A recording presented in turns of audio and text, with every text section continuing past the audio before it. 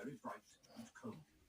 The great hall was full of the delicious smell of fried sausages and the cheerful chatter of everyone looking forward to a good Quidditch match.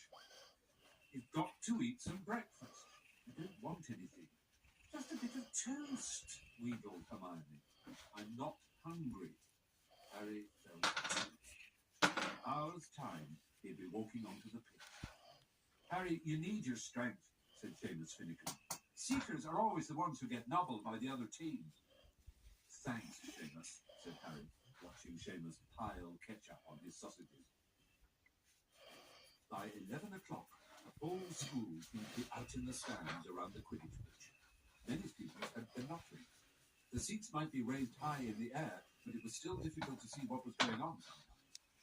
Ron and Hermione joined Neville, Seamus, and Dean, the West Ham fans.